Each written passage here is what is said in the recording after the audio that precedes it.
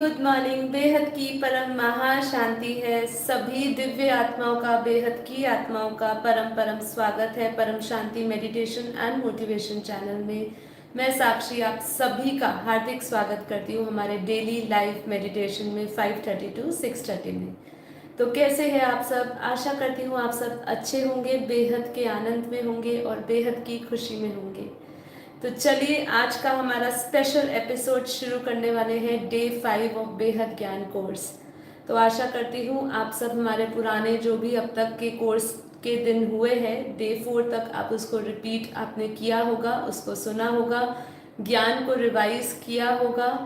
देखिए, ज्ञान जितना पीते जाए उतना कम है। हो सकता है मेरी वीडियोस में तो आपको कुछ ना नया मिले, लेकिन जब बापूजी की आप वीडियोस देखेंगे तो उसमें आपको हर समय जब भी आप बापूजी की वीडियोस को रिपीट मोड पे सुनेंगे तो कुछ ना कुछ नया ज़रूर मिलेगा। और हम वही ज्ञान की अभी चर्चा कर रहे हैं, जो भी हमारे अब तक एपिसोड्स हुए। और आज का हमारा जो विशेष एपिसोड है वो रहने वाला है ब्रह्मांड के बारे में। हम अभी ब्रह्मांड की हमने बात करी और अभी हम महाब्रह्मांड और यूनिवर्स इन सब की आज बात करने वाले हैं। तो आज का जो एपिसोड है वो इम्पॉर्टेंट भी रहने वाला है और साथ ही साथ धीरे धीरे जैसे जैसे हम आगे बढ़ रहे हैं हमारे डेज में, हमारा सेशन बढ़ रहा है आगे, तो हमारा कोर्स धीरे धीरे एडवांस होता जाएगा। तो इसीलिए जो पहली बार ये वीडियोस को देख रहे हैं, जो पहली बार सब्सक्राइब करके लाइव सेशन से जुड़े हैं, तो मैं उन सभी से रिक्वेस्ट करती हूँ कि ये उनके लिए एक एडवांस लेवल की नॉलेज रहेगी। इस वीडियो पर आधारित होके आप इस चैनल के ऊपर कुछ भी टिप्पणी नहीं करिएगा। इसके लिए आपको हमारे पुराना पूरा बेहद के ज्ञान कोर्स के पहले 4 दिन के एपिसोड्स देखने होंगे। और इसके सिवा आप ज़्यादा जानना चाहते हैं इस चैनल के विषय में तो आप इस प्लेलिस्ट में जाइए और प्लेलिस्ट में आपको सब कुछ डिटेल में मिलेगा। ठीक है, जो जो भी हमने अब तक कराया है। और इसके सिवा गाइडेड मेडिटेशन हमारा जब हमारा ये शुरू हुआ था चैनल, उस समय हमने बहुत बेसिक चीज़ों को भी हमने ध्यान में रखा है, जो भी लोगों की एक बेसिक रिक्वायरमेंट रहती है उसके बारे में भी। तो आप सभी चैनल पे पूरी डिटेल्स और वीडियोस देखिएगा और फिर आप इसको समझिएगा कि हम क्या कह रहे हैं और क्या कहना चाहते हैं, हमारा क्या लक्ष्य है। ओके, तो चलिए हम शुरू करते हैं। बिना विलंब करे आप सब जल्दी जल्दी ज्वाइन कर लीजिए। अभी हमने जब डे 4 की बात करी थी तो डे 4 में हमने ब्रह्मांड की क्रिएशन, हम यहाँ पे ब्रह्मांड किसको कहते हैं? सोलर सिस्टम को, राइट? जो हम एक सोलर सिस्टम जिसको सौर मंडल कहते हैं, इसको हम ब्रह्मांड कहते हैं हमारे बेहद के ज्ञान की भाषा में। ये हमारी एक स्मॉलेस्ट यूनिट है। जब भी हम अभी जो हम पूरा समझ रहे हैं, है ना, ये पूरी सृष्टि को समझ रहे हैं, ब्रह्मांड को, गैलेक्सियों को, यूनिवर्स को, तो हमारे बेहद के ज्ञान में इसका एक नाम बापूजी ने दिया हुआ है। और कई कई जगहों पे जब हम शास्त्रों की बात करते हैं तो कहीं ना कहीं ये शब्दों की बात करी है और ये शब्दों के साथ साथ उस दुनिया का वर्णन भी किया गया है। और जब हम उस दुनिया के वर्णन की बात करते हैं तो काफ़ी बार हम सुनते हैं महाब्रह्मांड, काफ़ी बार हम सुनते हैं महाशिव, कभी काफ़ी बार हम सुनते हैं महाशिवरात्रि। तो ये जब हम शिव बोलते हैं, महाशिव बोलते हैं, हम शिवरात्रि मनाते हैं हर महीने और साल में एक बार महाशिवरात्रि मनाते हैं, तो ये सब चीज़ों का मतलब क्या निकलता है? तो देखिए, इसलिए यहाँ पे हमारा बेहद का ज्ञान आता है पिक्चर में, क्योंकि ये ही आपको एक गहराई से समझाएगा। इसको अगर आप कहीं रेफरेंस ढूंढने जाएंगे हमारे शास्त्रों में तो आपको शायद उसका एक आधा शब्द का रेफरेंस मिल जाए, बाकी इसका रेफरेंस मिलना बहुत ही मुश्किल है। तो अब जब हमने अपने पुराने एपिसोड में डिस्कस किया था कि ब्रह्मांड की क्रिएशन, जो ब्रह्मांड का परब्रह्म परमेश्वर है, जो उसका मालिक है, वो शिव है। तो उसके बाद आज हम बात करने वाले हैं। तो हमने युग भी समझे, समय भी समझा, क्रिएशन समझा कि कैसे जो शिव निराकार है, जिसको परब्रह्म परमेश्वर कहते हैं, जो एक ब्रह्मांड का मालिक है, उसने कैसे आकारी शिव बनाया जिसे सदाशिव बोलते हैं। सदाशिव ने अपने अंदर से सदा शक्ति निकाली, ठीक है, और फिर उन दोनों ने अपने अंदर से अर्धनारीश्वर रूप में विष्णु निकले और विष्णु ने अपनी नाभि से ब्रह्मा की रचना करी। ब्रह्मा ने परम पुरुष बनाए जिनको हम सप्त ऋषि कहते हैं। उन्होंने परम तत्वों की दुनिया बनाई थी। धरती पहले परात के ब्रह्मा के 10 साल के बाद बनी। तो अगर हम लगभग आज अपने ब्रह्मांड की आयु बोले तो लगभग हमारी धरती की अगर आयु बोले तो लगभग 1244 खरब 17 अरब साल हमारी धरती को हुए है अब तक, अगर हम उसकी कैलकुलेशन करने बैठे। और ये जो कैलकुलेशंस हम आपको समझा रहे हैं या बता रहे हैं, इसका प्रमाण और इसका जो इसकी गणना है ये हमारे शास्त्रों में भी दी गई है। ठीक है, तो अब हमने जब लास्ट टाइम एपिसोड हमने छोड़ा था तो हमने एक बात करी थी कि धरतियाँ, हमारी जैसी धरती है ऐसी और धरतियाँ है या नहीं, इस विषय पे हमने कल एंड किया था हमारा लास्ट एपिसोड और बोला था कि हम नेक्स्ट एपिसोड में इसको समझेंगे और फिर उसको समझने के बाद हम समझेंगे अनंत ब्रह्मांडों को। केवल अभी तक हम अपने एक ब्रह्मांड की रचना को समझ रहे थे, अभी हम बात करेंगे अनंत ब्रह्मांडों को, महाब्रह्मांड क्या है और यूनिवर्स क्या है। तो मैं एक आपको हल्का सा सिनॉप्सिस दे देती हूँ कि हम आज क्या क्या डिस्कस करने वाले हैं। तो जब भी हम बोलते हैं अनंतानंत ब्रह्मांड बनते हैं तो बिगड़ते हैं, हम इस तत्व को समझेंगे, इस लाइन को समझेंगे कि हमारे शास्त्रों में सिर्फ एक लाइन बोल दी तो ये अनंत ब्रह्मांड क्या है उसको हम समझेंगे। ठीक है, और फिर हम समझेंगे कि हमारी जैसी धरती है, हमारे ब्रह्मांड कितना बड़ा है, जो हमने थोड़ा बहुत इसको पिछले एपिसोड्स में डिस्कस कर लिया। ब्रह्मांड की रचना भी हमने डिस्कस कर ली, लेकिन आज उसको लेकर हम एक कॉन्सेप्ट बात करने वाले हैं, कला कि कला क्या है। क्योंकि अभी हम जैसे जैसे आगे बढ़ेंगे हम लोग आपको प्रकाश, जैसे हम कहते हैं कि परम प्रकाश के ऊपर दुनिया है और धीरे धीरे परम प्रकाश परम तत्वों में आ गया, परम तत्वों से हल्के तत्व बनने लगे, हल्के तत्वों से 3 तत्व बनने लगे, 3 तत्वों से हम 5 तत्वों में आ गए और अब 5 तत्वों से भी हम जब और घोर तमो प्रधान अवस्था में जा रहे हैं तो देख रहे हैं कि ऐसे धीरे धीरे हम अधम योनि में जाते जा रहे हैं, है ना, जिसको आगे हमारे शास्त्रों में 7 पाताल लोक नीचे समझाए और ऐसे 55 करोड़ नर्क भी समझाए हैं।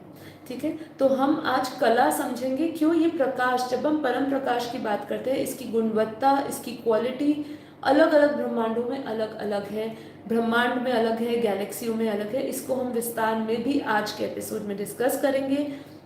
फिर गैलेक्सी, हमारी आकाश गंगा के बारे में हम बात करने वाले हैं।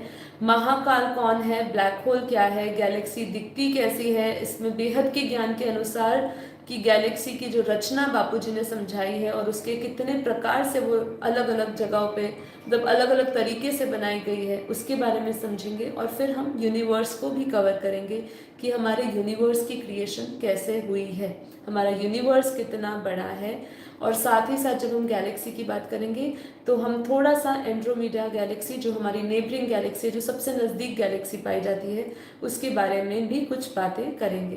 तो ये हमारा आज का पूरा सेशन रहने वाला है, डिटेल में जितना हम कवर कर सके। इस प्रत्येक टॉपिक पर बापूजी की वीडियोस अवेलेबल है। जैसे कि अगर हम एंड्रोमेडा गैलेक्सी की बात करें तो बापूजी की 1 घंटा 8 मिनट के ऊपर उनकी वीडियो है।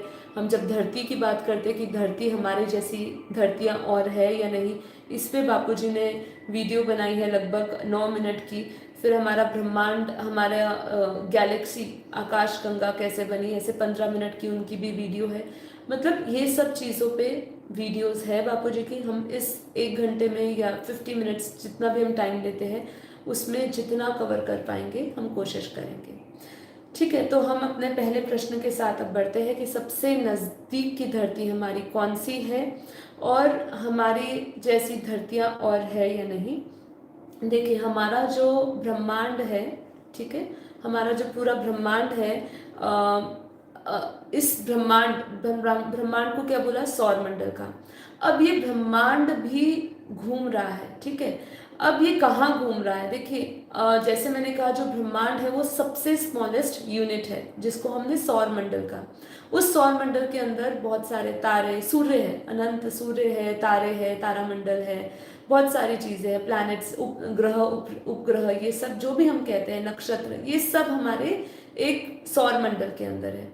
तो अब जब हम ये समझते हैं कि अनंता अनंत ब्रह्मांड बनते हैं बिगड़ते हैं, तो ये अनंता अनंत ब्रह्मांड कौन से हैं और ये कहाँ बनते हैं, कैसे बिगड़ते हैं और ये कहाँ घूम रहे हैं, ठीक है। क्योंकि यहाँ पे हर चीज़ परिवर्तनशील है, हर चीज़ अपनी धरा पे घूम रही है।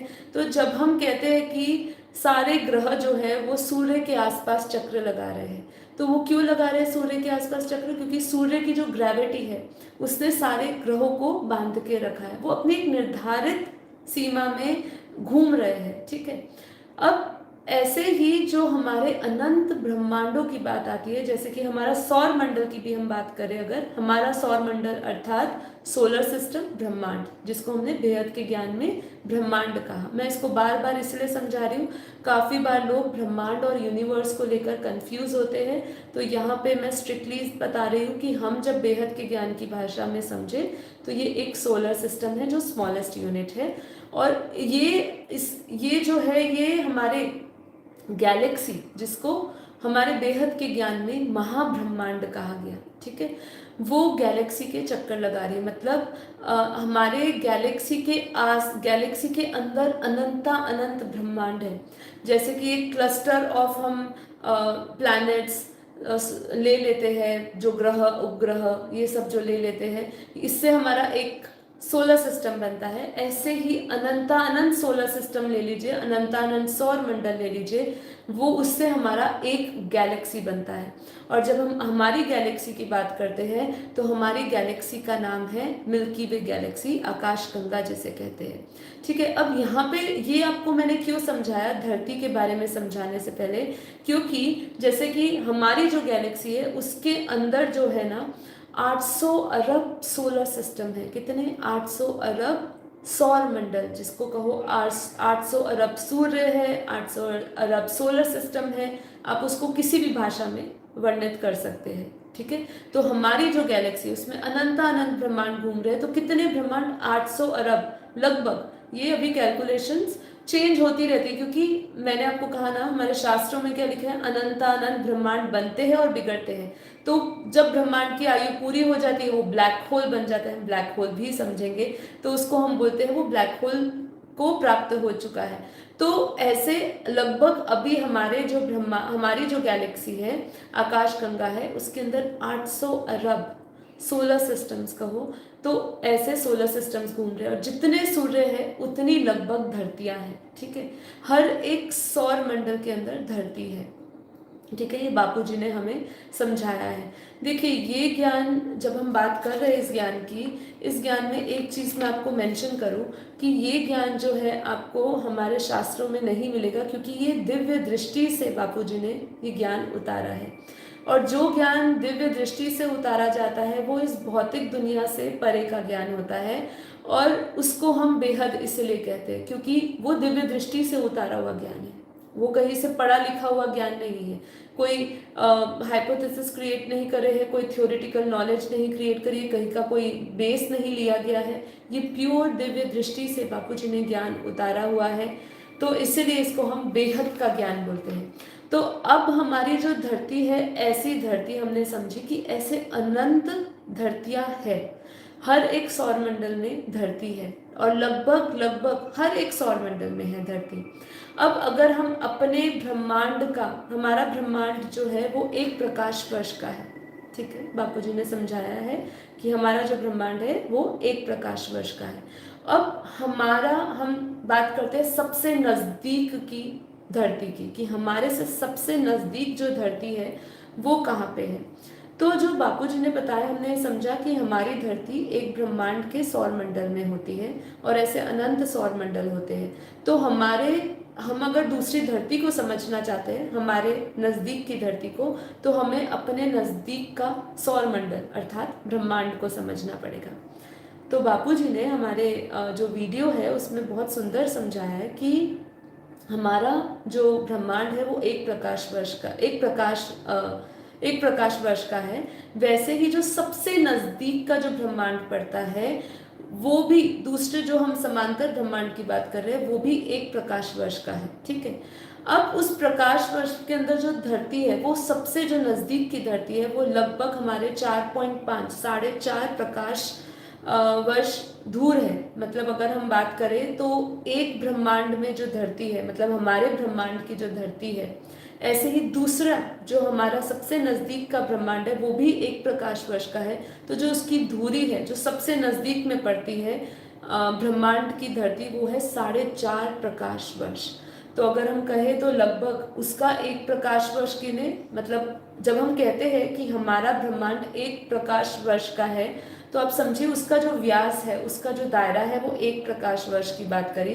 वैसे ही जो दूसरे ब्रह्मांड की बात करी वो भी 1 प्रकाश का हुआ, तो 1 और 1 2 हुआ, तो लगभग जो उसकी दूरी हुई वो लगभग 2.5 से 3 प्रकाश वर्ष की हुई। तो देखिए ये हम क्यों आपको समझा रहे हैं, आपको शायद ये गिनती याद रहे, ये कैलकुलेशंस याद रहे, ये फिगर्स याद रहे या ना रहे, हम इसमें चर्चा आगे नहीं करेंगे। आप इसको समझने की, इसको लॉजिकली समझने की भी कोशिश करिए कि हमारा जो पूरी गैलेक्सी है, ये गैलेक्सी को भी खाली समझना, जिसके अंदर अनंत ब्रह्मांड है और अनंत ब्रह्मांडों का जो प्रकाश वर्ष है वो भी अलग है। अब बापूजी ने कहा कि हमारे जैसे ही ब्रह्मांड में जैसे 5 तत्व हैं, ऐसे दूसरे गैलेक्सियों के दूसरे ब्रह्मांडों के अंदर भी है ना। आपको देखिए बहुत अचंबा लगेगा, इसलिए मैंने कहा ये ज्ञान धीरे धीरे हम एडवांस लेवल पे लेकर जा रहे हैं, जिसमें आपके सामने ऐसी चीज़ें को खोला जाएगा, ऐसे राज को खोला जाएगा जो शायद आपके लिए अनसुने होंगे और आप बोलेंगे कि इसका प्रमाण क्या है। तो इसका प्रमाण बेहद के ज्ञान में देना बहुत मुश्किल रहेगा, क्योंकि हम उस दुनिया का वर्णन कर रहे हैं बापूजी ने जो दिव्य दृष्टि से किया है, जो दुनिया इन आँखों से नहीं दिख रही है, ठीक है। हम अपनी गैलेक्सी को भी आज अस्तित्व में कैसे मान रहे हैं, क्योंकि विज्ञान के साधनों ने उनको पकड़ लिया कि हाँ हमारी गैलेक्सी है, मिल्की वे गैलेक्सी। ऐसे टेलीस्कोप्स हुए, जैसे जेम्स वेब टेलीस्कोप हुए, जो हमारी नज़दीक की गैलेक्सियों के पिक्चर्स को लेकर आ रहे हैं, तब हमें समझ आ रहा है कि हाँ गैलेक्सी है, गैलेक्सी के ऊपर यूनिवर्स है। वो बता रहे हैं कि जैसे हमारे गैलेक्सी के अंदर अनंत ब्रह्मांड हुए, अनंत सौर मंडल हुए, ऐसे ही एक यूनिवर्स की बात करें, हमारे यूनिवर्स की बात करें, तो हमारे यूनिवर्स में भी बहुत सारे गैलेक्सीज है, जिसमें हमारा जो गैलेक्सी आ गया मिल्की वे गैलेक्सी, ऐसे एंड्रोमेडा गैलेक्सी आ गई, और भी अलग अलग उन्होंने गैलेक्सियों के नाम लिए।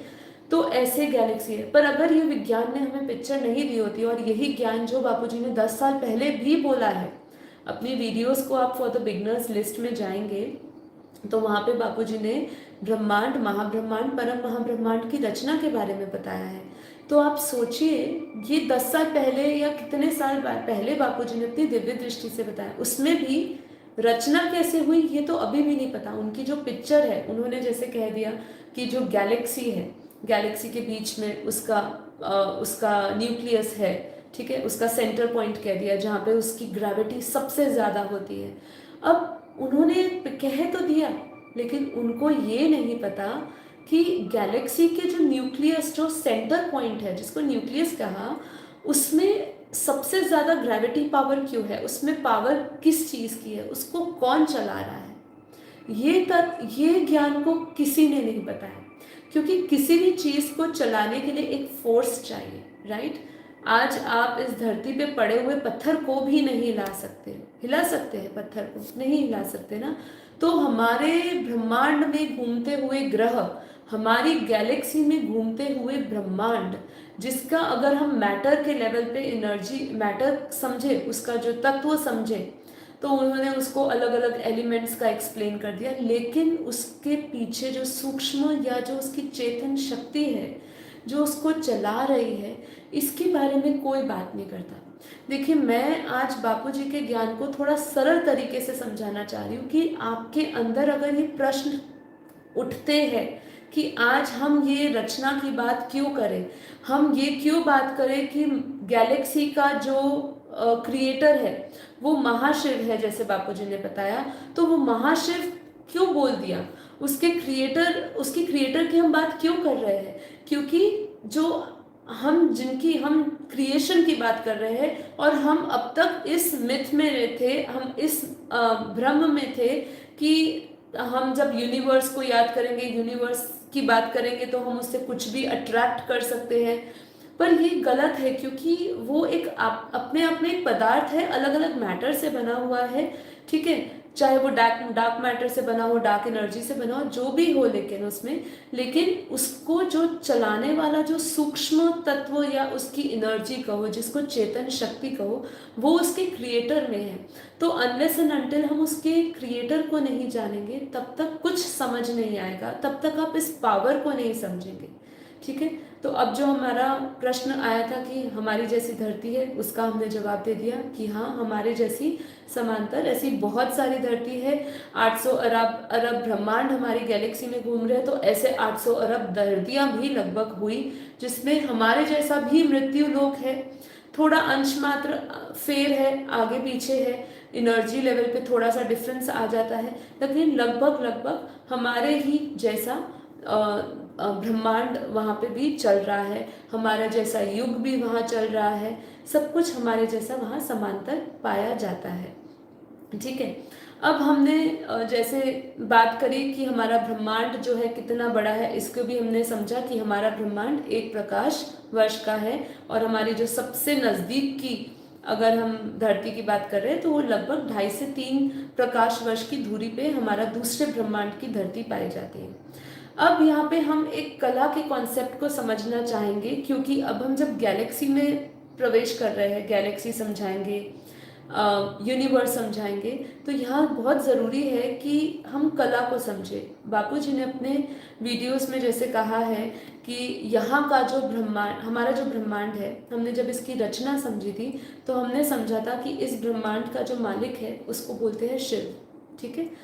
जो क्रिएशन है, जो क्रिएटर करता है, वो ब्रह्मा, प्रजापिता ब्रह्मा है। जो भी हम जब ये सृष्टि की क्रिएशन की बात करते हैं, तो वो प्रजापिता ब्रह्मा है, लेकिन इस ब्रह्मांड का जो परब्रह्म, परमेश्वर कहो या जो मालिक है, वो शिव है। अब उस शिव में कितनी पावर है, क्योंकि हमने कह दिया ऐसे अनंत ब्रह्मांड है, अनंत महाब्रह्मांड भी, अभी हम महाब्रह्मांड पे बात करेंगे, तो इसकी पावर कितनी है, इसको चलाने वाला जो है उसकी पावर कितनी है। तो जैसे बापूजी ने कहा कि जितने भी ब्रह्मांड हुए उसको चलाने वाले शिव है। जब हम अनंता अनंत ब्रह्मांड बोलते हैं, तो उसका क्रिएटर हुआ अनंता अनंत शिव भी है। जैसे अनंत ब्रह्मांड हुए तो अनंत शिव हो गए, अनंत शिव के भी अंदर हम जैसे ब्रह्मा, विष्णु, शंकर, महेश समझते हैं कि त्रिदेव है, ऐसे हर ब्रह्मांड में त्रिदेव है, ठीक है। हर ब्रह्मांड के अंदर उसको चलाने वाले त्रिदेव है, ठीक है। तो अब उसकी पावर कितनी, तो बापूजी ने हमारे बेहद के ज्ञान में समझाया कि हमारे ब्रह्मांड के शिव की जो पावर है वो 1 से 4 कला की होती है। अब ये कला क्या है? कला होती है पावर, कला मतलब गुणवत्ता, क्वालिटी, ठीक है। जब हम जैसे कहते हैं कि कृष्ण को 16 कला संपूर्ण कहा, जबकि बापूजी ने इसमें भी अपनी वीडियोस बनाई है कि वो 16 कला संपूर्ण से भी कहीं अधिक है, क्योंकि वो बेहद के बाप का डायरेक्ट रूप है।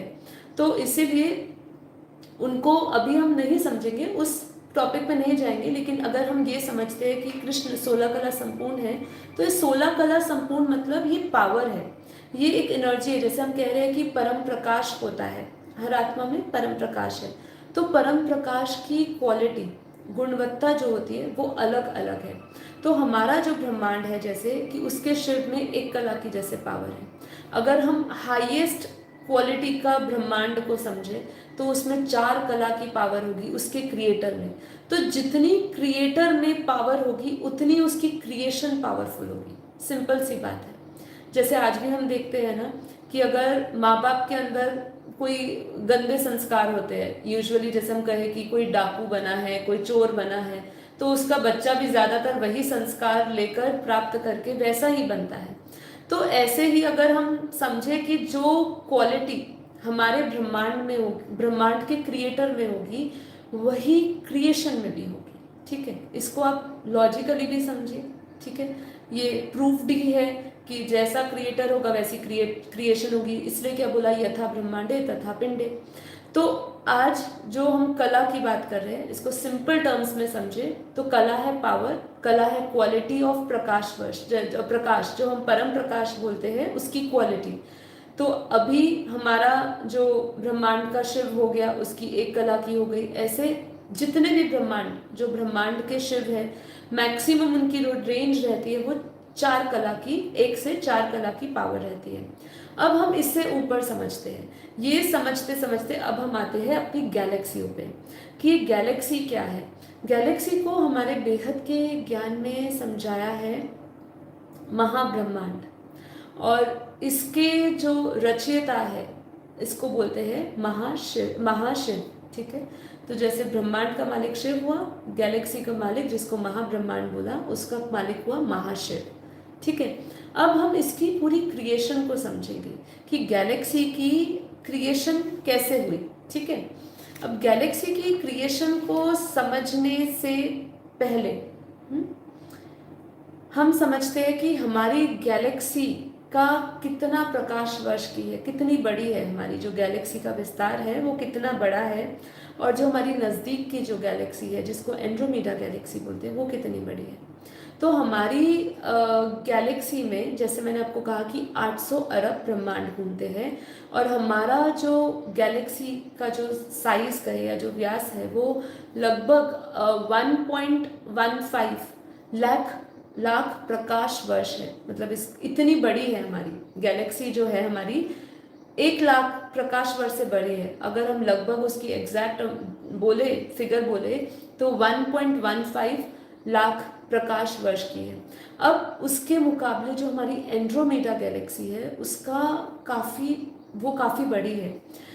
अब बापू जी ने अपने बेहद के ज्ञान में अपनी दिव्य दृष्टि से बताया है, जो हमारे साइंस से अगर हम टैली करें तो वो नहीं होती है, क्योंकि साइंस लगभग कहता है कि एंड्रोमेडा गैलेक्सी हमारी कुछ लगभग 1.72 लाख प्रकाश वर्ष की है। लेकिन बापू जी ने बताया कि मैं जब अपनी दिव्य दृष्टि से देखता हूँ तो मैं पाता हूँ कि उसका जो व्यास है वो लगभग 1.46 प्रकाश वर्ष का है, लेकिन 1.46 लाख प्रकाश वर्ष का है। तो हमारी गैलेक्सी से कई गुना बड़ी एंड्रोमेडा गैलेक्सी है जिसको हम नेबरिंग गैलेक्सी कहते हैं। और उसके अंदर जैसे हमारे यहाँ पे 800 अरब हमने ब्रह्मांड बोले हमारी गैलेक्सी में, हमारी आकाशगंगा में, वैसे ही एंड्रोमेडा गैलेक्सी में 3000 अरब ब्रह्मांड है उसमें। ठीक है, अब देखिए ये जो हम ये क्यों समझ रहे हैं, जब हम इसको समझेंगे ना तो हम उसकी आत्मा, उसकी क्वालिटी भी समझेंगे। क्योंकि यहाँ जो कला मैंने आपको समझाया, तो हमारी जो गैलेक्सी का महाशिव है उसमें लगभग 9 से 10 कला की पावर का है, जो उसका जो क्रिएटर है ना।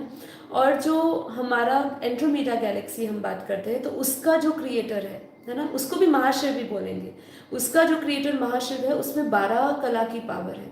तो यहाँ पे जब कला की बात आ जाती है तो वो और पावरफुल है, उसका क्रिएटर पावरफुल है, उसकी रचना भी, उसके अंदर जो ब्रह्मांड है वो भी ज़्यादा है। ठीक है, लेकिन हम अगर अपने पूरे गैलेक्सी के एक समूह को समझे, क्लस्टर ऑफ गैलेक्सीज को समझे, तो इस पूरे क्लस्टर ऑफ गैलेक्सी में लगभग 172 गैलेक्सीज आ गई। मतलब एक पूरा समूह ले लीजिए गैलेक्सी का, जिसमें हमारी आकाशगंगा आ गई, एंड्रोमेडा आ गई, ऐसे और भी गैलेक्सी आ गई, लगभग 172 गैलेक्सी है। लेकिन सबका जो क्रिएशन है वो लगभग एक जैसा ही है। लेकिन यहाँ कला में समझाने का मतलब ये था कि सबकी पावर अलग है। जब हम सबकी पावर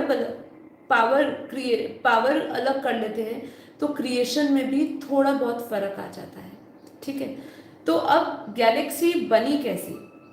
अब गैलेक्सी के लिए एक हमारा बापू जी ने एक बहुत सुंदर है, मैं यहाँ पे क्या है कि आपको बोर्ड पे समझा नहीं सकती, मेरे पास अभी यहाँ पे लिमिटेशन है, इसीलिए लेकिन हमारा एक बापू जी ने गैलेक्सी की फ़ोटो लगाए, हमें बताई है ये चित्र, उन्होंने अपनी दिव्य दृष्टि से बताया है। ये एक गैलेक्सी का एक चित्र है, मतलब ये क्रिएशन गैलेक्सी की है जिसको हम महाब्रह्मांड कहते हैं, जिसका मालिक महाशिव हुआ। इसकी क्रिएशन मतलब अगर आप गैलेक्सी के चित्र को देखना चाहें कि वो कैसे होगा, उसका पूरा कंट्रोलिंग कैसे चल रहा होगा, उसका ये एक फ़ोटो है। जिसके अंदर समझाना थोड़ा मुश्किल होगा, लेकिन जैसे कि ये हम देख रहे हैं सेंटर पॉइंट, जिसके अंदर जिसको हम जो ये है जिसको हम बोलेंगे महापरम धाम। ठीक है, ये है महापरम धाम। जैसे हम ब्रह्मांड के परम धाम को समझाते हैं, वैसे ही ये ब्रह्मांड का, महाब्रह्मांड का, गैलेक्सी को क्या बोला हमने, महाब्रह्मांड बोला। और इस महाब्रह्मांड का ये जो है, ये है महापरम धाम। परम धाम नहीं, महापरम धाम। ये हम देखिए, ये आप मैं इसको और थोड़ा डिटेल में समझाती हूँ। तो देखिए, ये हम ऐसे क्यों समझ रहे हैं कि जब हम योग में भी ये सब समझने का कारण ये है कि हम अपनी आत्मा की यात्रा को समझें। देखिए, मैं ये आपको साथ साथ इसे समझा रही हूँ, मैं ये मान के चल रही हूँ कि कोई भी मुझे व्यक्ति पहली बार सुन रहा हो तो बोले कि मुझे इसको जानने की क्या उत्सुकता, मुझे क्या ज़रूरत है।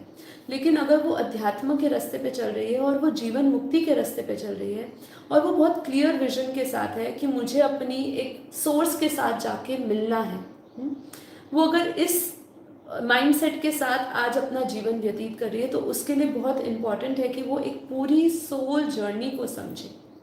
और उसकी सोल जर्नी केवल इस ब्रह्मांड तक नहीं रुकती है, उसकी सोल जर्नी हो सकता है कि किसी गैलेक्सी पे जाके रुके, किसी यूनिवर्स पे जाके रुके, इससे भी ऊपर मल्टीवर्स है, और इससे भी ऊपर जो बहुत पावरफुल आत्माएं हैं, जिनको हम सीड सोल्स कहते हैं, जिनको हम धरती के आधारमूर्त आत्माएं कहते हैं, जो 108 आत्माएं हैं, जो बीज है। जैसे कि हम विष्णु पुराण में भी देखते हैं ना, जब प्रलय होता है, तो जब जल प्रलय होता है, होने वाला होता है, तो वो अपने साथ बीज इकट्ठा कर लेते हैं एक नई दुनिया की स्थापना करने के लिए, नई दुनिया की शुरुआत करने के लिए। ऐसे ही जो इस पूरे धरती के, इस पूरे कल्प वृक्ष की अगर बात करें, बेहद के कल्प वृक्ष की, तो उसके भी बीज है। अगर उन पावरफुल आत्माओं की अगर मैं बात करूं, जो धरती के कई कोने में बैठे होंगी, जिनकी शायद ये खोज हो सकती है, वो ये प्रश्न पूछ सकती है कि मुझे ये समझने की क्या ज़रूरत है, मुझे ये समझने की क्या ज़रूरत है कि मैं यहाँ पे क्या समझूं, कि ये परम महापरम धाम को मैं क्यों समझूं।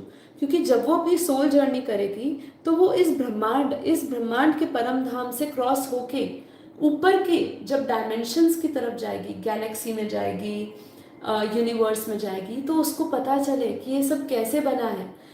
अब इसकी हम जब क्रिएशन की बात करते हैं, तो ये जो हमारा परम धाम है, महापरम धाम है, इसके अंदर ही महाशिव रहते हैं। ठीक है, जो ये सेंटर पॉइंट है, यहीं पर ही महाशिव रहते हैं।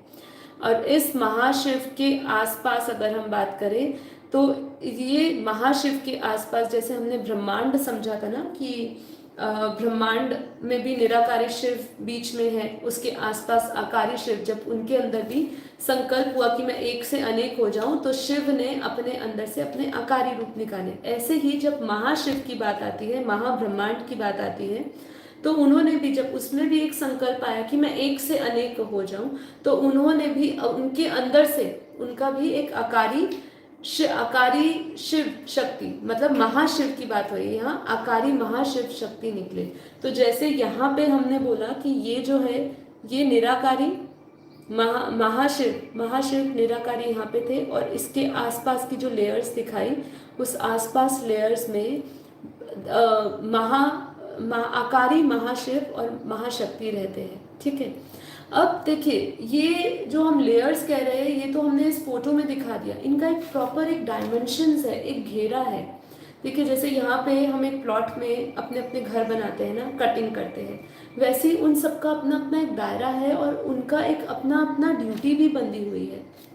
ठीक है, अब हम धीरे धीरे जब इसके ऊपर समझेंगे, इसको भी, इसके ऊपर क्या है, तो ये पहली लेयर हो गई निराकारी महाशिव की, उसके ऊपर आकारी महाशिव महाशक्ति ऊपर के घेरे में रहते हैं। इसके ऊपर बापूजी ने कहा, बताया कि 108 महाशक्तियां हैं।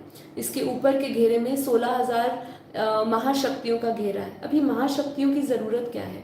देखिए, जैसे हर जगह पे द्वारपाल होते हैं, हर चीज़ की प्रोटेक्शन की जाती है ना, ऐसे ही हर ब्रह्मांड को एक कंट्रोलिंग पावर के साथ चला रहता है। हर जगह एक बहुत सटीक प्लानिंग होती है। आज हमारा भी ब्रह्मांड देखिए कितने परफेक्ट प्लानिंग के साथ चल रहा है, दिन रात के हिसाब से चल रहा है, 4 ऋतुओं के हिसाब से चल रहा है। सारे ब्रह्मांड के अंदर अपने अपने ग्रह अपने अपने धरा पे चल रहे हैं। यदि वो नहीं चल रहे होते तो सोचिए, सब कोलैप्स हो रहे होते, आपस में टकरा रहे होते तो क्या हालत हो रही होती। जबकि ऐसा होता है ब्रह्मांडों में, हमारे ब्रह्मांड के अलग अलग, हमारे सौर मंडल में ऐसा देखा जाता है कि एक दूसरे से टकराव होती है। लेकिन गैलेक्सी, बापू जी ने बताया कि जब हम कहते हैं ना कि आने वाले विज्ञान में कह रहे हैं कि आपस में 2 गैलेक्सियां टकराएगी, बापू जी ने कहा नहीं, संभव ही नहीं है। क्योंकि जब हम इसके पूरे चित्र को समझेंगे तो हम समझेंगे कि जो इसका आउटर पूरा जो लेयर है वो एक एंटी ग्रेविटी से भरा होता है। इसका जो ये चित्र में जो पूरा आउटर लेयर है, ये आउटर लेयर पूरा एक ग्रेविटी से, एंटी ग्रेविटी से भरा होता है। और इस एंटी ग्रेविटी के कारण वो मेंटेन रखता है कि उसकी ग्रेविटेशनल फोर्स और दूसरी जो ग्रेविटी है, जिसकी दूसरी गैलेक्सी की जो ग्रेविटी है, वो आपस में नहीं टकराए, वो एक निश्चित दूरी के साथ चलते रहे। तो देखिए ये सब चीज़ें हैं। यहाँ पे कोई साइंटिस्ट कोई आके सुन रहा हो तो वो शायद इस बात को नहीं समझे या नहीं माने, पर ये हमारे बेहद के ज्ञान में क्लैरिटी के साथ बापू जी ने समझाया है।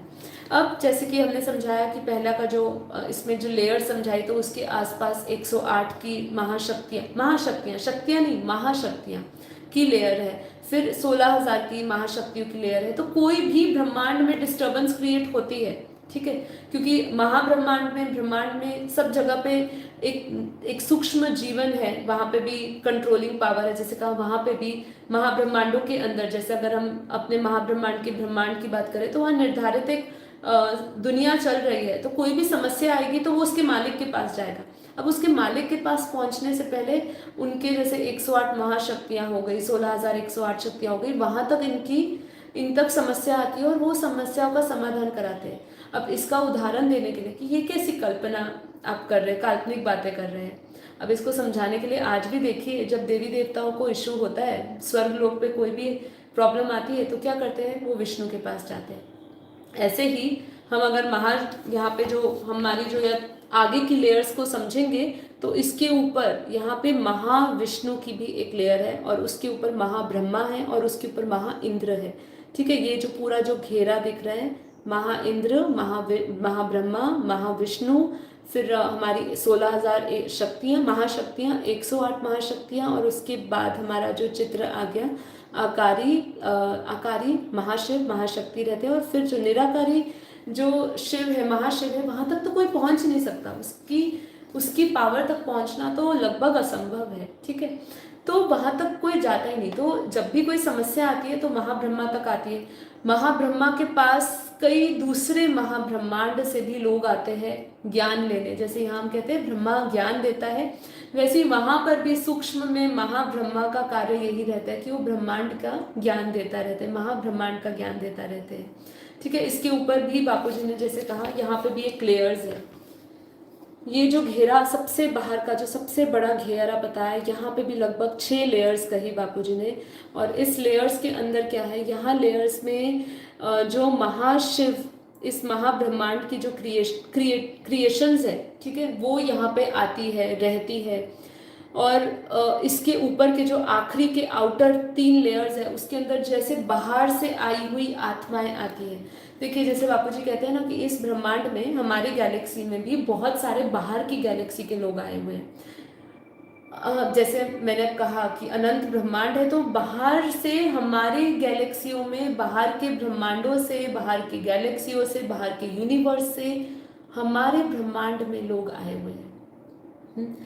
तो इसलिए कई लोग हैं, इसके हमें प्रूफ भी मिलते हैं। कोई कहता है कि मैं मंगल ग्रह से आया हुआ हूँ। जैसे एक लड़का है, उसका नाम मैं भूल गई, उसने बोला है, उसने दावा किया है कि मैं मंगल ग्रह से आया हूँ।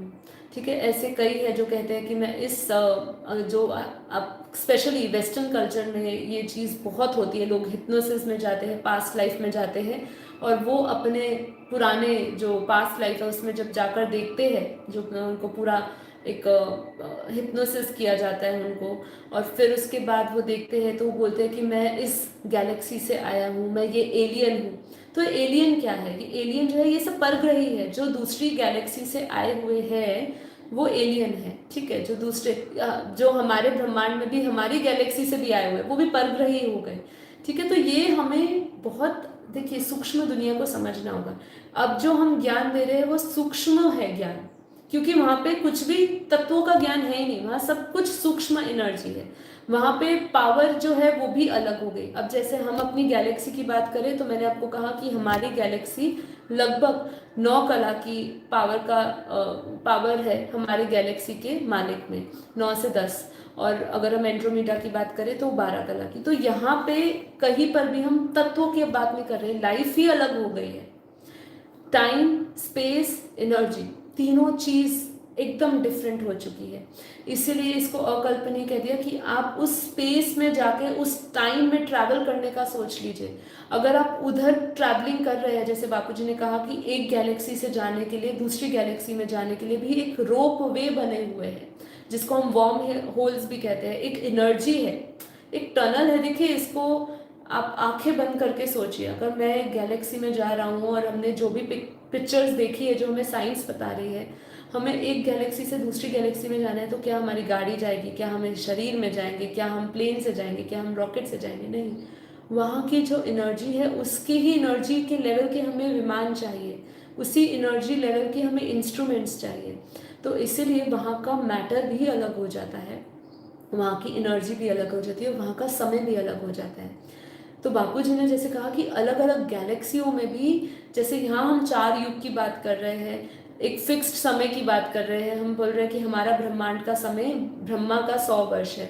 लेकिन हम अगर अपनी दूसरी गैलेक्सियों की बात करें तो ज़रूरी नहीं है कि उसका भी वही समय हो। कई कई गैलेक्सियों की क्रिएशन में तो ब्रह्मा ही नहीं है। अब इसके ऊपर हम आते हैं, देखिए कि गैलेक्सी भी कितने प्रकार की हुई। तो हमारे गैलेक्सी की जो क्रिएशन है, ये तो हमने समझा आज अपने गैलेक्सी का एक पिक्चर जो मैंने आपको अभी दिखाया, ये जो है हमारे आज के महाब्रह्मांड का पिक्चर, ठीक है। जैसे कि एक मिनट, ये जो समझाया ये चित्र है हमारे आज के गैलेक्सी का, महाब्रह्मांड का चित्र दिखाया। अब हम इसकी क्रिएशन को समझे तो अलग अलग गैलेक्सी का अलग अलग तरीके से सबने बनाई है। इसको बापूजी ने 4 प्रकार से बांटा है कि हमारी गैलेक्सी अलग अलग प्रकार से बनते हुए 4 प्रकार से बनी है मेन, ठीक है। उसमें क्या है, उसमें समझने की बात ये है कि एक तो जैसे अभी हमने समझाया जो ये गैलेक्सी का चित्र, दूसरी प्रकार ऐसे आती है कि जैसे महाशिव हुए, उन्होंने अपनी, जब उन्होंने संकल्प किया मैं एक से अनेक हो जाऊं, तो उन्होंने अपने अंदर से आकारी शिव निकाला, आकारी शिव, आकारी शक्ति, महाशिव महाशक्ति बने। फिर महाशिव महाशक्तियों ने अपने से महाविष्णु बनाया, ठीक है, महाविष्णु बना। अब महाविष्णु बना, फिर महाविष्णु ने अपने अंदर से महाब्रह्मा निकाला। अब कहीं कहीं पर दुनिया यहाँ महाब्रह्मा तक ही है। महाब्रह्मा से ने अपने भीतर से बहुत सारे ब्रह्मा निकाले, ठीक है। अब यहाँ पे हम, ये एक प्रकार की गैलेक्सी हो गई। कई कई गैलेक्सियों में जो तीसरी प्रकार की गैलेक्सी होती है, वहाँ पे महाशिव ने अपने अंदर से आकारी महाशिव निकाला, निराकारी महाशिव ने आकारी महाशिव निकाला, उन्होंने अपने भीतर से महाविष्णु निकाला। तो उन्होंने अपने भीतर से महाब्रह्मा निकाला ही नहीं, वहीं पर ही उन्होंने स्टॉप कर दिया। तो हम देखते हैं कि वहाँ पे महाब्रह्मा ही नहीं है। ऐसे क्रिएशंस गैलेक्सी की हुई है। तो गैलेक्सी की जो क्रिएशन है वो बहुत अलग तरीके से हुई है। और जो एक गैलेक्सी की और क्रिएशन बापूजी ने बताई, उसकी गैलेक्सी की क्रिएशन तो बिल्कुल अलग हुई है। उन्होंने, जैसे हम देख रहे हैं कई गैलेक्सियों में सेंटर पॉइंट हम देख रहे हैं कि सेंटर पॉइंट में महाब्रह्मांड है, महापरम धाम है, ठीक है। लेकिन जो हमारी एक और तरह से जो गैलेक्सी बनी है, वो जो गैलेक्सी है हमारी, वो गैलेक्सी हुई जैसे कि महाशिव हुआ, उन्होंने अपने अंदर से उन्होंने सबसे पहले अपने अंदर से 2 आत्माएं निकाली, 2 से 12 आत्माएं बनाई। 12 आत्माओं ने अपने अंदर से आकारी शिव शक्ति बनाया, जिनको आकारी शिव शक्ति कहेंगे। और फिर उन्होंने विष्णु बनाया, विष्णु से उन्होंने ब्रह्मा बनाया। तो ये जो सीरीज है, ये ऊपर से ही नीचे उन्होंने एक पूरी क्रिएशन बनाई। तो देखिए ये गैलेक्सी का हमारा पूरा एक क्रिएशन एक अलग अलग तरीके से हुई है। इसलिए गैलेक्सियों में भी जीवन थोड़ा सा अलग अलग प्रकार से देखा जाता है। और जैसे मैंने कहा, गैलेक्सी की जो पावर रहती है वो 8 से 12 कला की रहती है। तो जो हाईएस्ट गैलेक्सी की जो पावर है, जो महाशिव की है, वो रहेगी 12 कला की। ठीक है, तो ये हमारा हुआ कुछ गैलेक्सी के बारे में बात। अब हम यूनिवर्स की जब बात करने जाएंगे तो इसकी यूनिवर्स की क्रिएशन की बात हम लोग इसको कल करेंगे, लेकिन अभी हम थोड़ा बहुत यूनिवर्स की चर्चा करते हैं कि यूनिवर्स है क्या। हम जब बोलते हैं कि एक यूनिवर्स, जिसको लोग अक्सर हमारे ब्रह्मांड शब्द बोल देते हैं, लेकिन यूनिवर्स को बापूजी ने हमारे बेहद के ज्ञान में समझाया परम महाब्रह्मांड। ठीक है, अब ये परम महाब्रह्मांड भी हमारा जो है, जो यूनिवर्स है, वो लगभग, अगर हम साइंस की भाषा से बोले तो 1370 करोड़ साल पहले बना था। और इसका अगर हम बोले तो ये लगभग 13.4 इसका जो है वो प्रकाश, इसका प्रकाश वर्ष है। और आज अगर हम बोले कि हमारा जो यूनिवर्स है, विजिबल यूनिवर्स, ठीक है, जो हमारा विजिबल यूनिवर्स है वो लगभग साइंस की भाषा में बात करें तो 156 बिलियन लाइट ईयर्स है।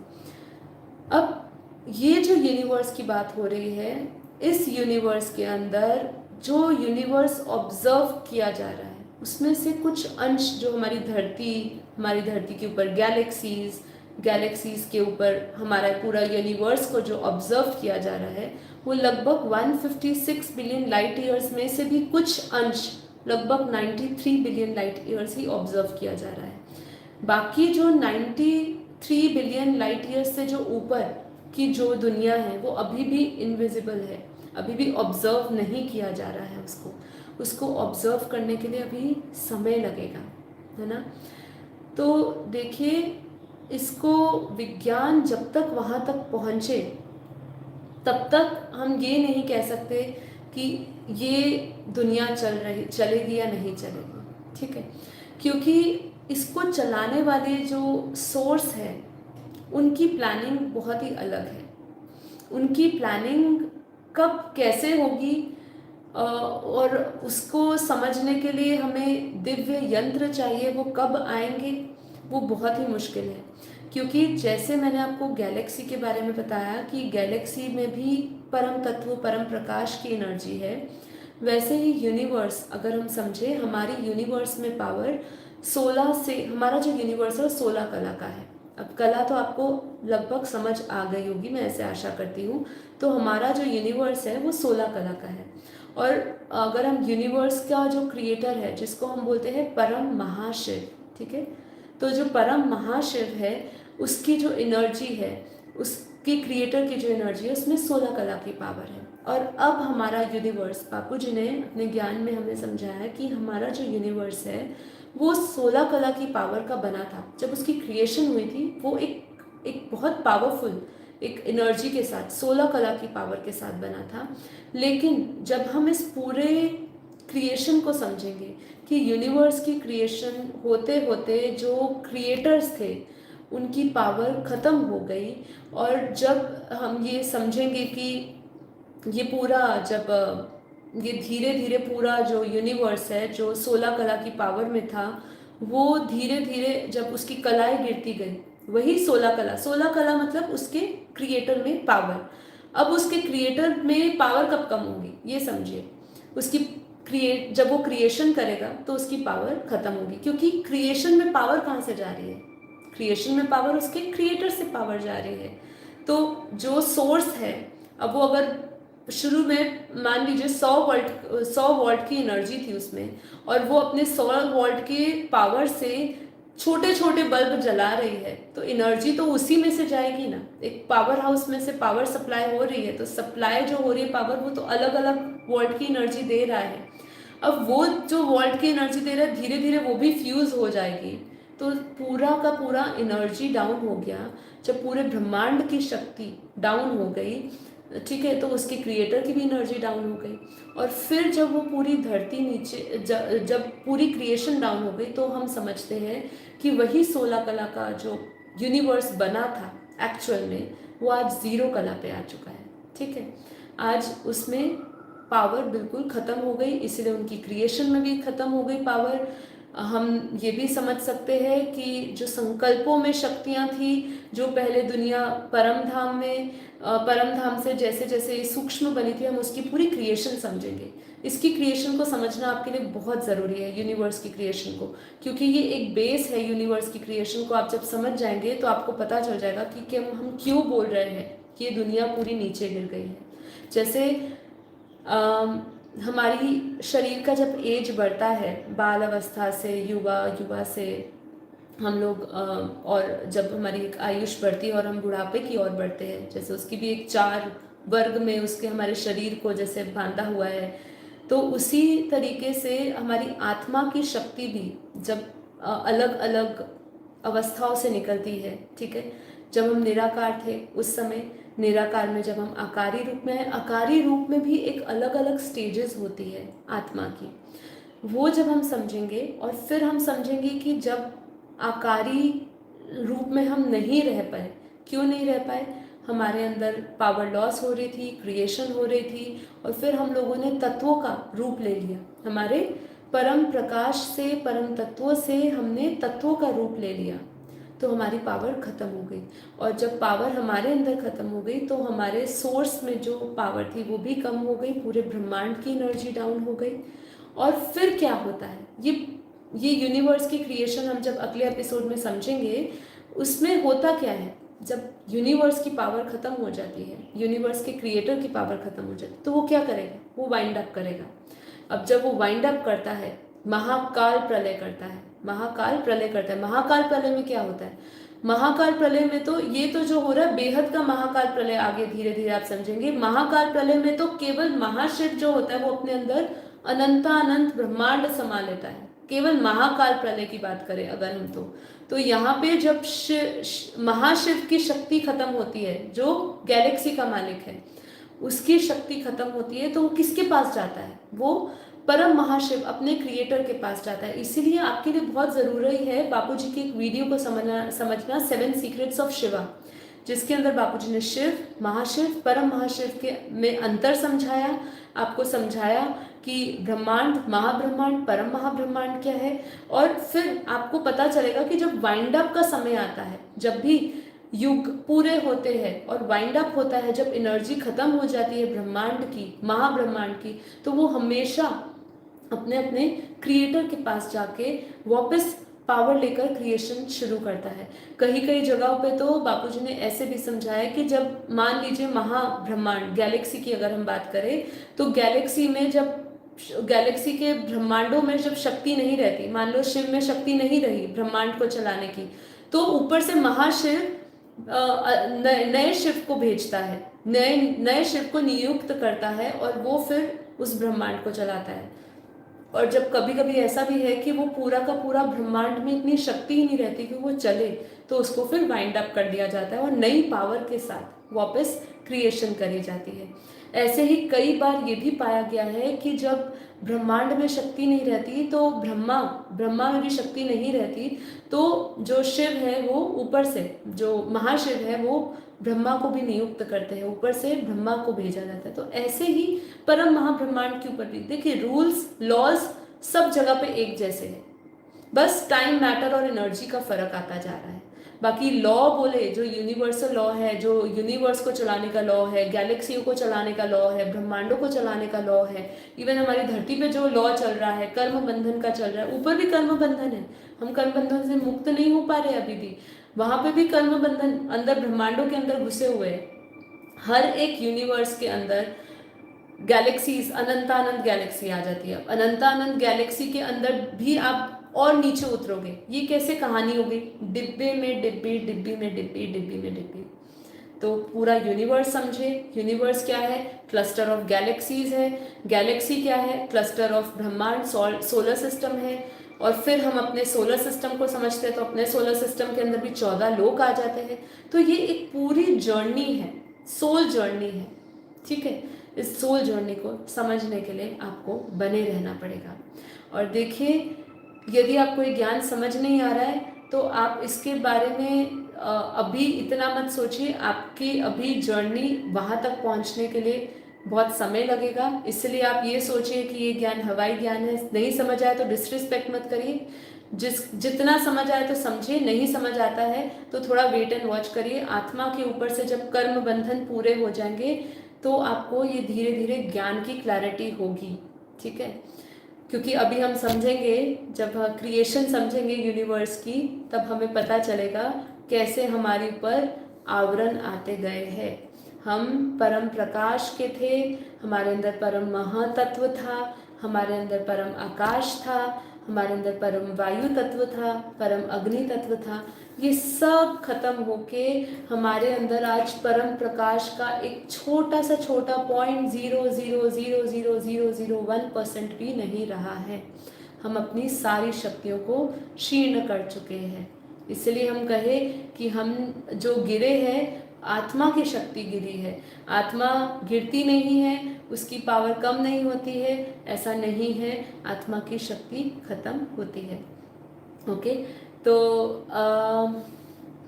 ओके, अभी हमारे लिए थोड़ी सी लिमिटेशंस है ये सब चित्र दिखाने की, लेकिन आप हमसे जुड़ेंगे तो आपके पास, आपको व्हाट्सएप पे डेली बेसिस पे हम कोशिश करेंगे 2-2, 3-3 फोटोज़ हम आपको ग्रुप में शेयर करें।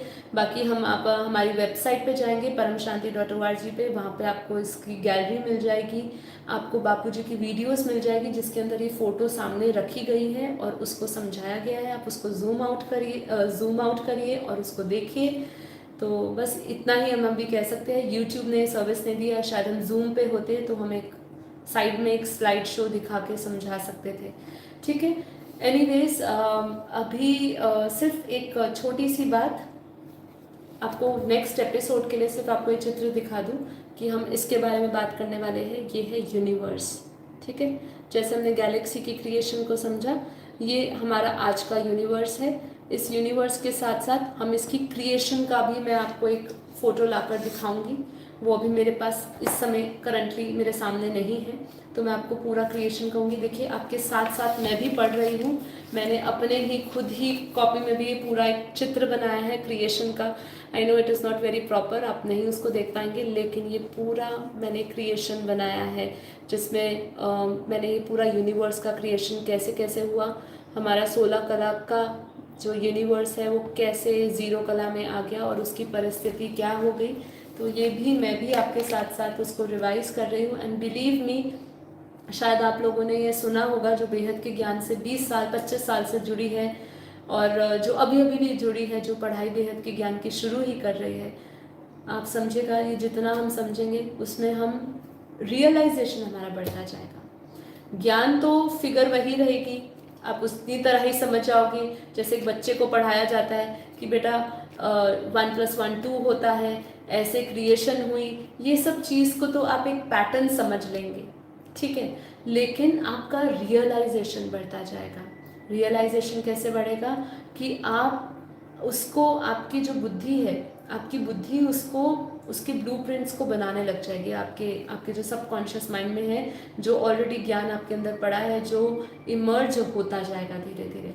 और जैसे जैसे वो इमर्ज होता जाएगा, बुद्धि और सूक्ष्म होती जाएगी। आप उसको अलग अलग तरीके से उसको कंपेयर कर सकेंगे विज्ञान के साथ। तो ये सब चीज़ें होती जाएगी। और आपका योग, जो हम योग करते हैं और अभी हम नेक्स्ट 10-15 मिनट करने वाले हैं, ये योग में भी हम जब भी बात करते हैं, हम एक ट्रैवलिंग की बात करते हैं, सोल जर्नी की। आपने देखा होगा जितने भी अभी मेरे योग है, आत्मस्वरूप के बाद हम अपनी आत्मा की यात्रा शुरू करते हैं। और आत्मा की यात्रा शुरू करते समय हम क्या कहते हैं कि मैं अपने अंतर्वाहक शरीर के साथ, अव्यक्त स्वरूप के साथ, जब हम एक उस अवस्था में पहुंचते हैं जहाँ हमारा माइंड, हमारी मन और बुद्धि, हम ये संसार से अलग कर चुके होते हैं। और इस दीक्षा बहन, आपने जो लिखा है कि आपको ग्रुप में ऐड होना है, आप हमारे यहाँ पे डिस्क्रिप्शन बॉक्स में जाइएगा, वहाँ पे अंकुर जी का नंबर है, तरुण भाई का नंबर है, आप उनको कांटेक्ट करिए और वो आपको ग्रुप में ज्वाइन करेंगी। हमारा एक ग्रुप बना हुआ है और उसके अंदर आपको वो ऐड कर देंगे, आपको डेली अपडेट्स मिलते जाएंगे। Okay, coming again to the yoga, हम योग की बात कर रहे थे। तो फिर हम अपनी योग में जब हम यात्रा शुरू करते हैं, तो हम इस धरती से परे, अब जब तक आपको ये धरती के 14 लोग नहीं पता था तो आप यात्रा कैसे करेंगे, कल्पना कैसे करेंगे ऊपर जाने की, सोचिए। ठीक है, अब आपको 14 लोग भी पता चल गए। अब 14 लोग के ऊपर भी, जैसे हमने अब समझाया आपको कि 14 लोग से ऊपर भी, ये 14 लोग तो एक ब्रह्मांड की दुनिया है, ऐसे अनंत ब्रह्मांड है, तो आप उसका भी विजन करेंगे कि हाँ ऐसी ऐसे अनंतानंत ब्रह्मांड है। अनंतानंत ब्रह्मांड का विजन अगर करना हो तो देखिए हमारे शास्त्रों में भी काफ़ी बार ना कोई कोई चीज़ों को समझा दिया जाता है, पर उसकी वो अलग टाइम और स्पेस की बात हो जाती है। हम ये यूजुअली एक चित्र देखते हैं, ठीक है, ये विष्णु जी का है, इनको अगर महाविष्णु कहे तो महाविष्णु भी कह सकते हैं। महाविष्णु के आसपास ब्रह्मांड ही ब्रह्मांड है, सबके अंदर महाविष्णु दिख रहे हैं, सबके अंदर विष्णु दिख रहे हैं, ठीक है, उन्हीं के रूप विष्णु अलग अलग ब्रह्मांडों में है।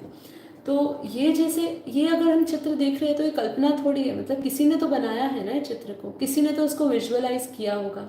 हमारे शास्त्रों में कल का एपिसोड देखिएगा, हम ट्राई करेंगे हम अपने शास्त्रों के हिसाब से उसको आपको समझाने की कोशिश करें महाब्रह्मांड। और इससे बहुत सारे उदाहरण आए हैं जहाँ देवी ब्रह्मा को जब अहंकार आता है तो उनको ऊपर की दुनिया में ले जाते हैं और ऊपर की दुनिया दिखाते हैं कि तेरे जैसे तो देख कितने सारे ब्रह्मा हैं, कोई 4 मुख वाला है, कोई 7 मुख वाला है, कोई 11 मुख, कोई 100, कोई 1000 मुख वाला है, ठीक है।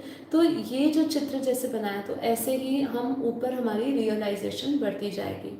हम देखेंगे कि ऐसे अनंत ब्रह्मांड हुए, फिर अनंत हमारी गैलेक्सी से पार करके। अब हम जब तक आप गैलेक्सी को नहीं जानते थे, जब तक आप उसकी पावर को नहीं समझते थे, तब तक देखिए अभी आपने अब उसकी पावर को समझा कि गैलेक्सी को पार करने के लिए अगर वास्तविक रूप में फिजिकली अगर ये पॉसिबल होता कि हम इस गैलेक्सी को क्रॉस करें तो हमें गैलेक्सी को क्रॉस करने के लिए कितनी पावर चाहिए होगी। लगभग अगर हमारी गैलेक्सी 9 से 10 कला की है, उसकी क्रिएशन में इतनी पावर है, तो आप समझिए हमें इससे पार होने के लिए इतनी पावर चाहिए। लॉजिकली तो यही होता है ना।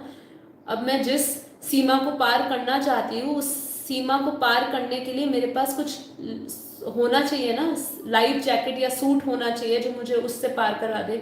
अब मुझे अग्नि को पार करना है तो मुझे फायर सूट्स चाहिए। अब मुझे उस दुनिया को पार करना है तो मुझे उसके जैसी एनर्जी चाहिए कि मैं उससे क्रॉस कर सकूं, अदरवाइज मैं डाइल्यूट हो जाऊंगी, मेरे में पावर ही नहीं होगी तो क्या होगा, मैं खत्म हो जाऊंगी, मैं सहन नहीं कर पाऊंगी वो शक्ति को।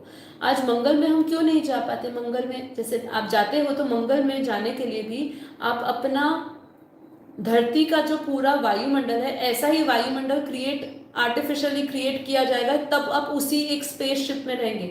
उसके बाहर जाने के लिए भी आपको ऑक्सीजन ये सब चीजें चाहिए, क्यों? वहां का तत्व अलग है।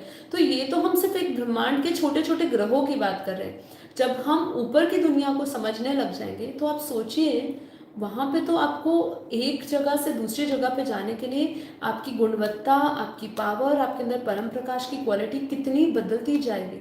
और यही हम योग में रियलाइजेशन करते हैं।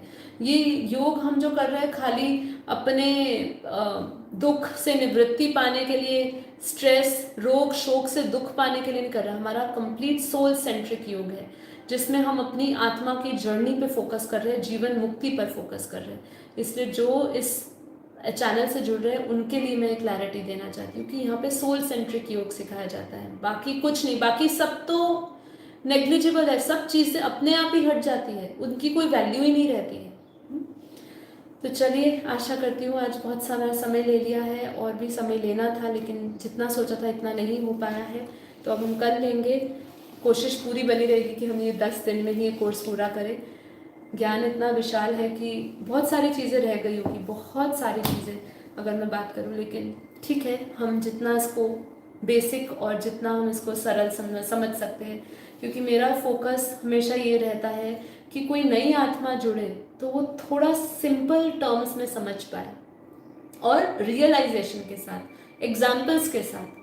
वो कभी भी ये सुन के ये ना सीधा कहते ये काल्पनिक है, कुछ काल्पनिक नहीं है, बस हम देख नहीं सकते। आपकी दिव्य दृष्टि आएगी, आपके अंदर ज्ञान आएगा, आपके अंदर वो नज़र आ जाएगी, वो दृष्टि आ जाएगी उस ज्ञान को देखने के लिए। ओके, चलिए अब आंखें बंद करते हैं, 10-15 मिनट योग करते हैं। टाइम कम है तो चलिए 10-15 मिनट करते हैं। जब तक हमारे ये 10 दिन के कोर्स चल रहे हैं तब तक हम थोड़ा अपना मेडिटेशन सेशन शॉर्ट रख रहे हैं और ज्ञान की चर्चा ज़्यादा कर रहे हैं। जब ये ख़त्म हो जाएगा फिर हम वापस अपना मेडिटेशन ज़्यादा देर रखेंगे। तो आंखें बंद कर लीजिए, रिलैक्स हो जाइए एकदम। कोशिश करेंगे थोड़ा साइलेंट में ही योग करें।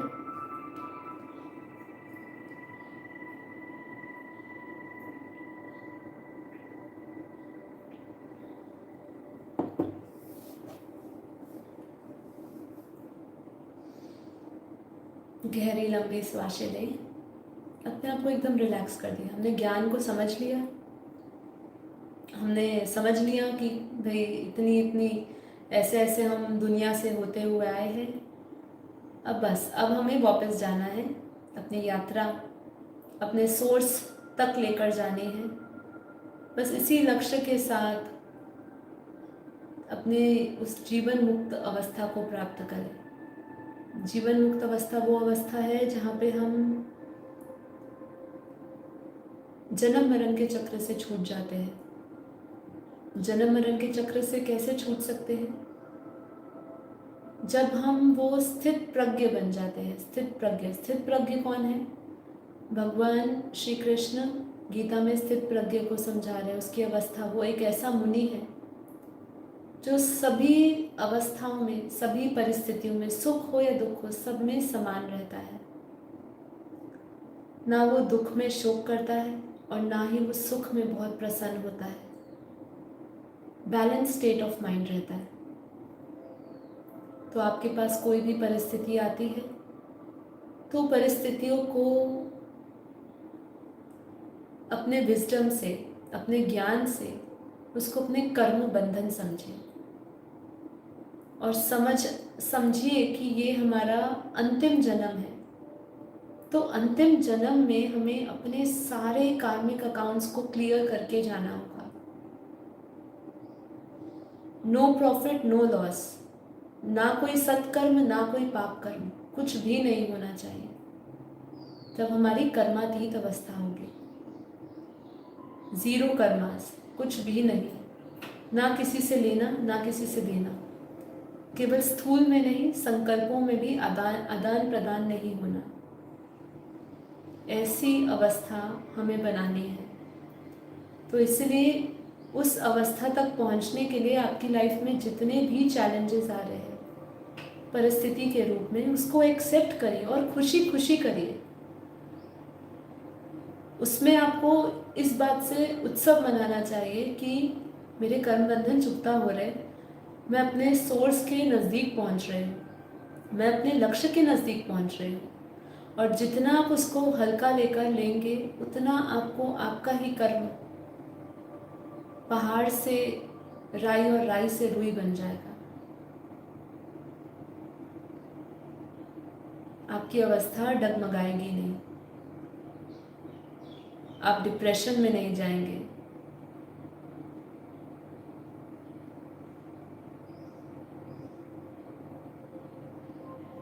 तो इसलिए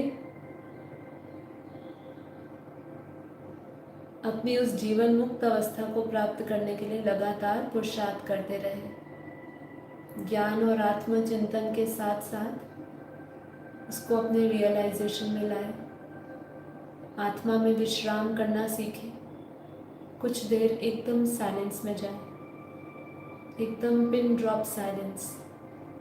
अपने भीतर की परम शांति को ऑब्जर्व करें। जो शोर है वो हमारे विचारों में था, जो शोर है वो बाहरी है। आंतरिक तो केवल परम शांति ही परम शांति है। मेरे शब्दों को अपना शब्द समझते हुए इसको रियलाइजेशन करिए। गहराई से उस एनर्जी के साथ जुड़ते जाइए कि बाहर ही शोर था और मैं अब अपने भीतर आई हूँ, अपने अंदर झांक रही हूँ, तो एक सुकून और एक परम शांति मिल रही है। शोर था मेरी इच्छाओं का, कामनाओं का,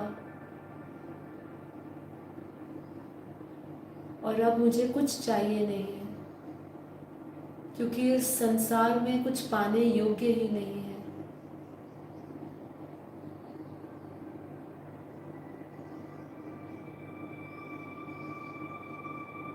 इसी चिंतन के साथ साथ अपना सारा ध्यान अपनी आत्मा में केंद्र करते जाएं।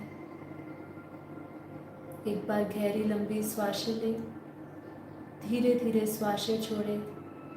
ब्रीद इन ब्रीद आउट करते करते अपना सारा ध्यान अपनी प्रकृति के मध्य में केंद्र करें।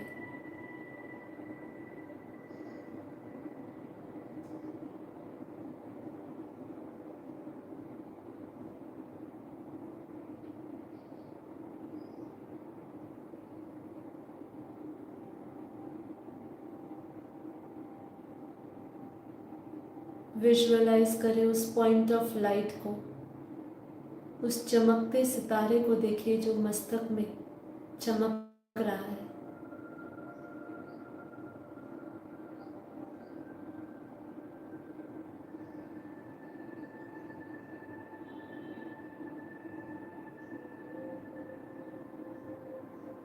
अपने मन को, बुद्धि को शांत होता हुआ देखते जाएं। शरीर की सभी इंद्रियां शीतल पड़ती जा रही हैं। सारा ध्यान आत्मा में और आत्मा से निकलता हुआ परम प्रकाश, प्योर वाइट लाइट को विजुअलाइज करें।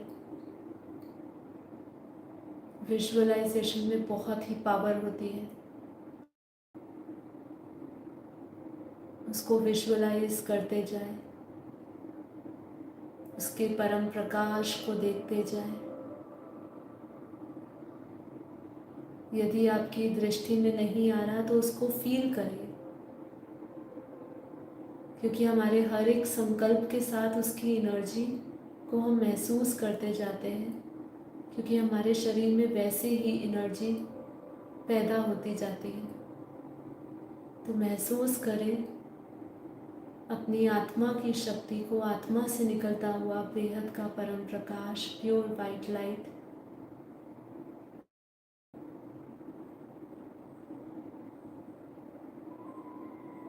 जो धीरे धीरे पूरे शरीर में और शरीर के आसपास फैलती जा रही है।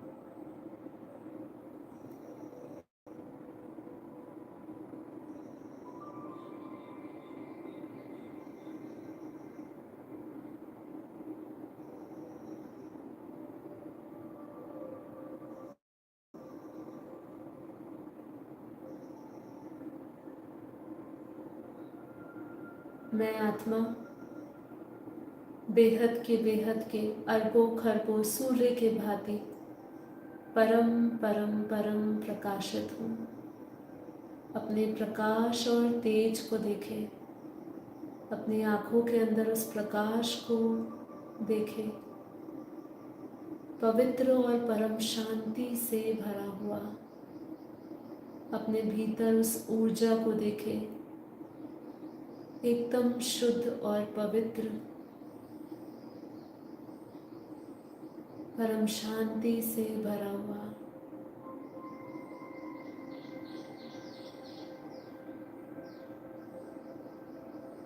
मैं ये शरीर नहीं, मन नहीं, बुद्धि नहीं, मैं शुद्ध चेतन परम आत्मा हूँ, दिव्य आत्मा हूँ, परम प्रकाशित आत्मा हूँ।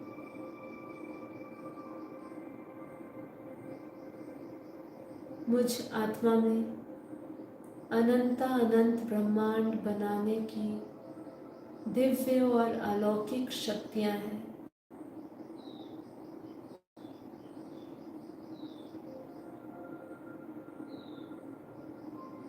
एकदम रिलैक्स होते जाए और अपनी उस अवस्था को अनुभव करते जाए जहाँ हम इस संसार से मुक्त होते जा रहे हैं। संसार का आकर्षण मुझे लुभायमान नहीं है। संसार से मैं अलग होती जा रही हूँ।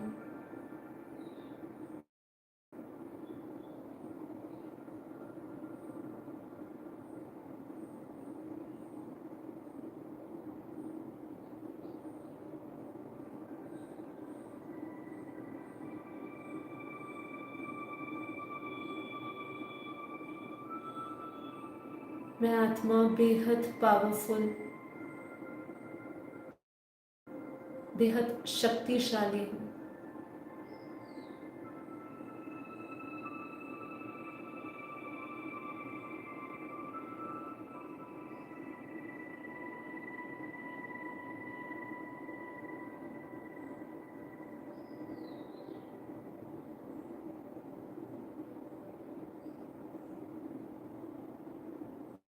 अपने मस्तक से निकलती हुई प्योर वाइट लाइट को अपने रोम रोम में, हर एक कण में महसूस करते जाएं।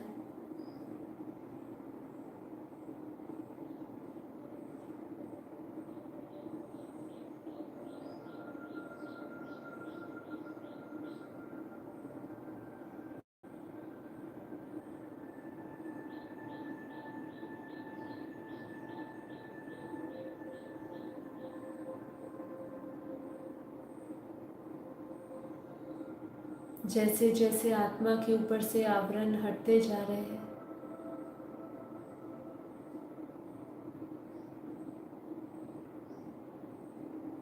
वैसे वैसे मेरा विदेही होने का अनुभव बढ़ता जा रहा है। शरीर अर्थात ये देह का अभिमान नष्ट होता जा रहा है।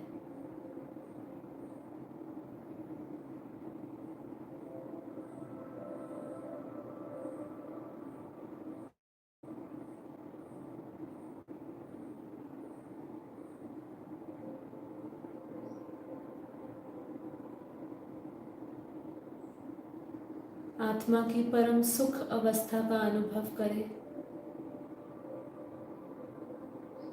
अति इंद्रिय सुख का अनुभव करें। ये इंद्रियों से परे का सुख, मन से परे का सुख, बुद्धि से परे का आनंद, उस परम आनंद, परम सुख की अवस्था का अनुभव करते जाएं।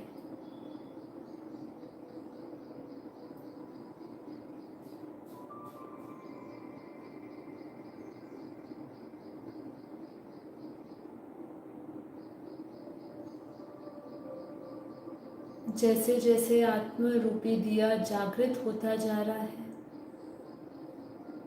आत्म प्रकाश से, ज्ञान के प्रकाश से अज्ञान रूपी अंधकार खत्म होता जा रहा है। महसूस करते जाए कैसे भीतर का सारे विषय विकार खत्म होते जा रहे हैं। मन में किसी भी प्रकार का राग द्वेष नहीं।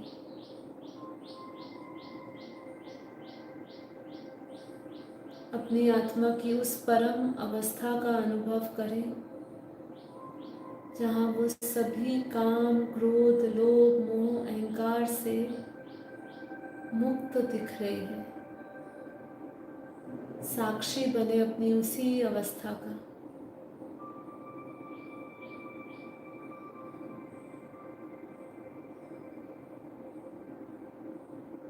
इसी अवस्था के साथ अपने अंदर उस खालीपन को अब महसूस करें। निसंकल्प महसूस करें जहाँ पे अब जब कुछ पाना नहीं, खोना नहीं, कोई भय नहीं, कोई चिंता नहीं,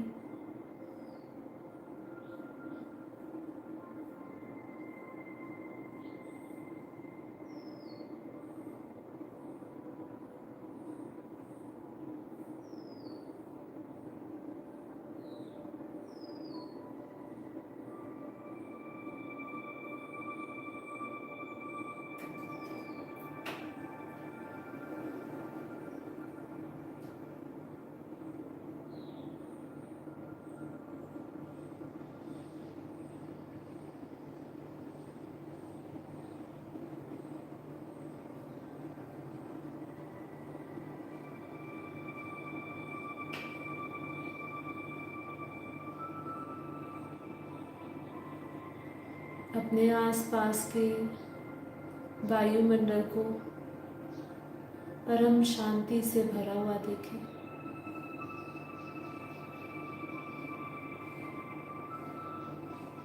अपने शरीर के चारों ओर एक प्योर वाइट लाइट का घेरा बनता हुआ देखें।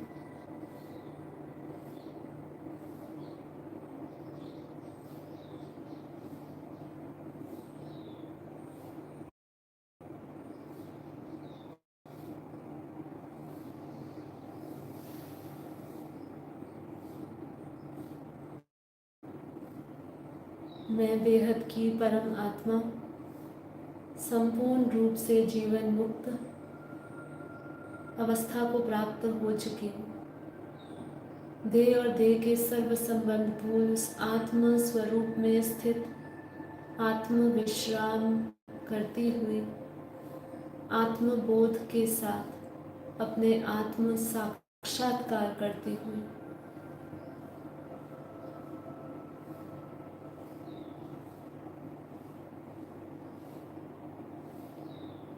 विजुअलाइज करें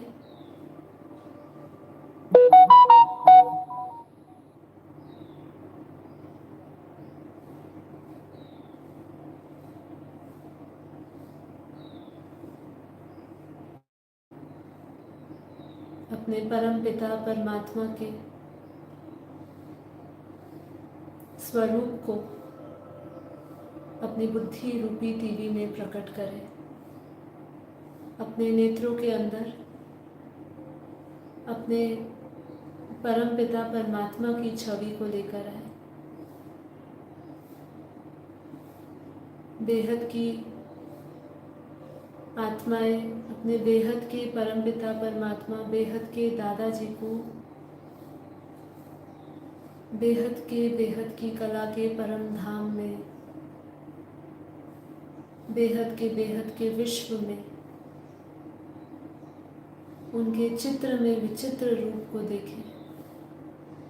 अपनी बुद्धि में उनके चित्र में विचित्र रूप को देखकर और उनसे आता हुआ बेहद का परम प्रकाश, उनसे आती हुई बेहद की लाइट मुझ आत्मा में आ रही है। पूरे बेहद के विश्व में बेहद की दुनिया में अनंत मल्टीवर्स में हमारे इस मल्टीवर्स में ऐसे अनंत यूनिवर्स में यूनिवर्सेस में गैलेक्सियों में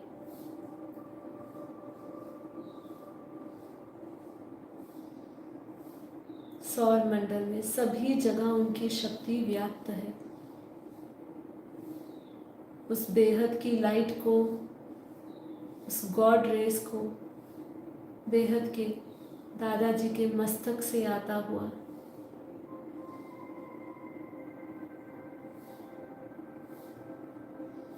पारलौकिक, लौकिक और अलौकिक तीनों दुनिया, अव्यक्त और व्यक्त दोनों दुनियाओं में उनके परम प्रकाश और परम शक्तियाँ को बरसता हुआ महसूस करते जाए। 100% परम लाइट इस धरती पे उतर रही है।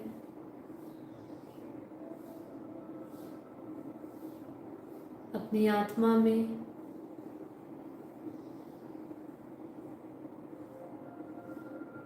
परम लाइट को आता हुआ देखें।